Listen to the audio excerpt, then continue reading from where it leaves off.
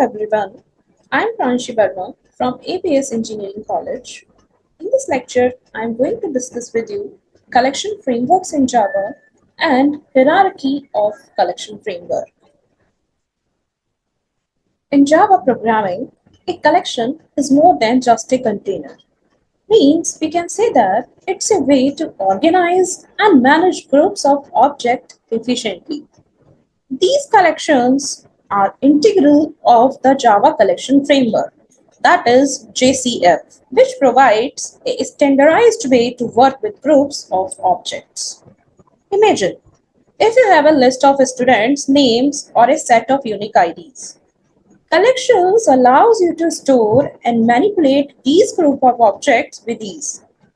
They provide various interfaces and classes tailored for different types of collections, such as list for ordered collections, sets for collections without duplicates elements, queue for holding elements before processing, and maps. Maps is for key value pair collections.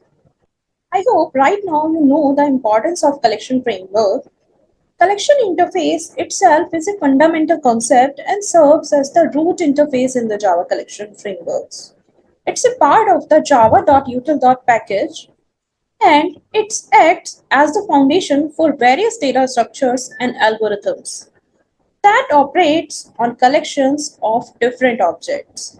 This means that by understanding collections, you are laying a strong foundation for handling data structures and algorithm effectively in your Java programs. So let's move forward and discuss the hierarchy of the collection framework.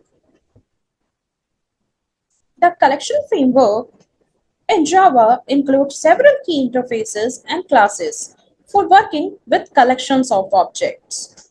Here, firstly, we have the interface name itribble, and from the itribble, all the functionalities are inherent by the collection interface.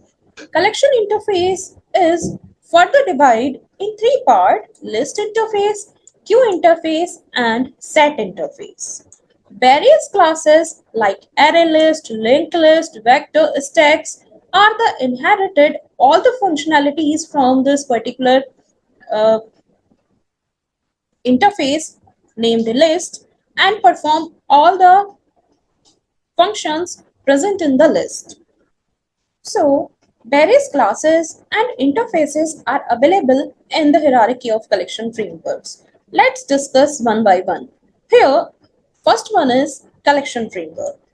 Collection frameworks in Java include several key interfaces like queue, list, sets, and the collection interface is the root of hierarchy and defines common methods for all collections, such as adding and removing elements.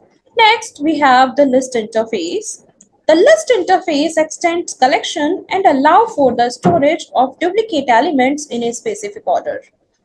Here, array list, linked list, vector, and stack classes are present, and array list using a dynamic array of storage and providing fast random access, while linked list uses a doubly linked list for storage, offering fast insertion and deletion. Then we have the queue interface. Queue interface represents a collection that follows a FIFO, that is first in, first out ordering. It's typically used for holding elements before processing. And priority queue is the class present in the queue interface. Then we have DQ interface, and in the DQ interface, we have array queue classes. Then we have set interface.